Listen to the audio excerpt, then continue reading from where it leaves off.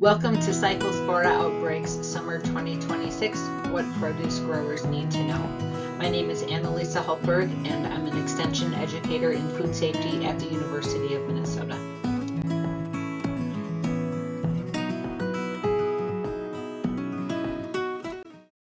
What is Cyclospora and why is it in the news right now? Cyclospora is a microscopic single-cell protozoan parasite. It can cause severe watery diarrhea and other symptoms like nausea, vomiting, fatigue, low-grade fever. These symptoms can come and go for quite a long time if someone is sick with the illness from ingesting this parasite.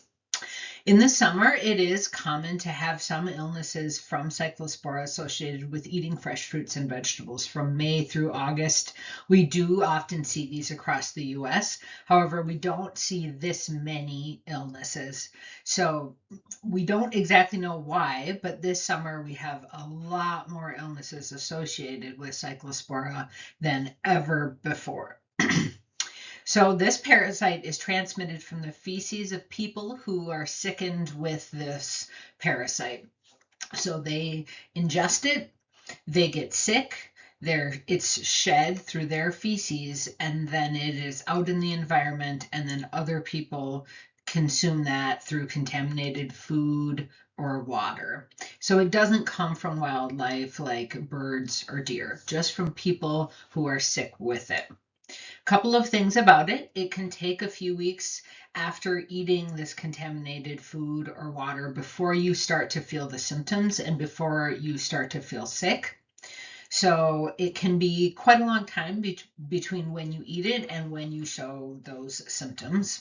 Also, it has to be out in the environment for a few weeks before it can be infectious to other people. So if you shed it on one day, someone who, if someone consumed it that same day, it wouldn't likely make them sick. It really has to be out in the environment to go through its life cycles to become infectious for other people.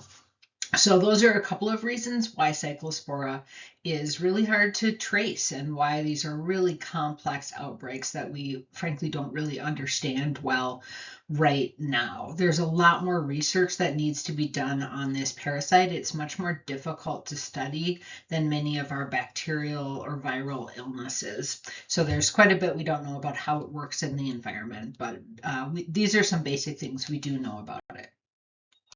So how would the Cyclospora parasite get onto fresh fruits and vegetables? It often gets on via contaminated water or soil.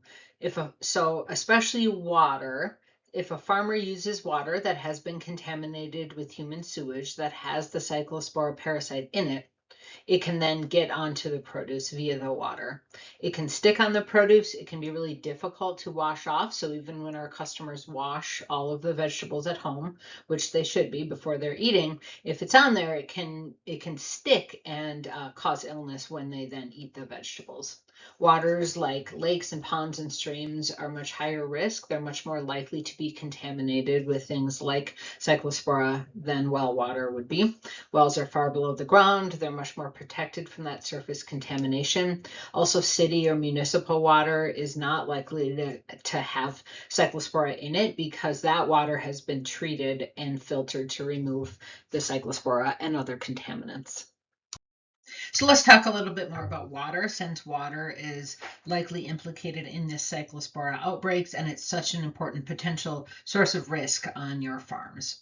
So surface waters are things like rivers and lakes and streams and canals, holding ponds, really anything that's on the surface of the earth.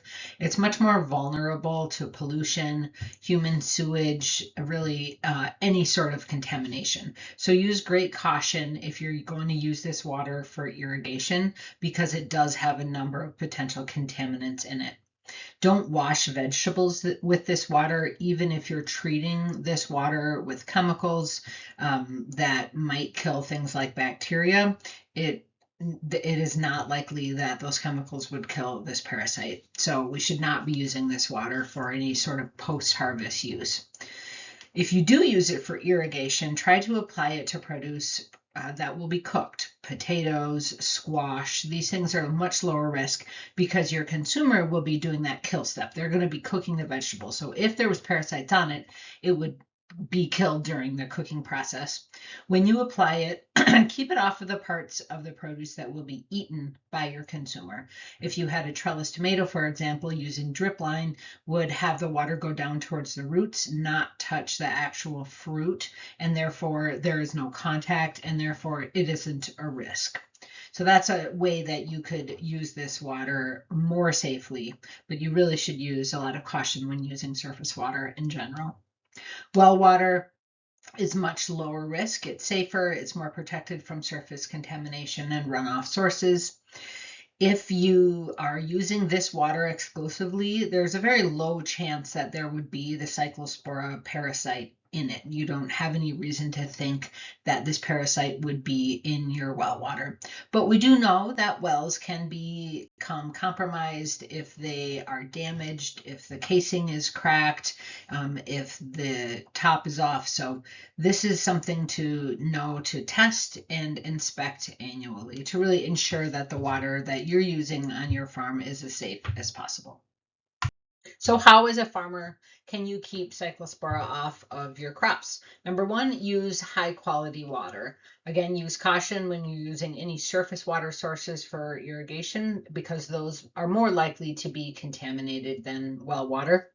Test all of your water, your surface water and your well water each year for the presence of generic E. coli. So if E. coli is present, that means that there are feces present. And when there's feces present, there might be contaminants like Cyclospora and things like pathogenic E. coli, salmonella, a number of other contaminants that could potentially get onto your produce. So testing that well water annually is a great way to ensure that your well continues to be safe. And if you get a positive hit back, then you know that your well has become compromised. Testing your surface water will allow you to understand the level of contamination in your surface water because it varies a lot. It varies from month to month, week to week. So gathering multiple samples over the season is a great idea for surface water. Other things you can do is just ensure that everyone who's working on your farm has been trained on those good hygiene practices, that they're washing their hands before touching the produce, and they're not coming to work when they're sick with any sort of vomiting or diarrhea. That's just a best practice across the board.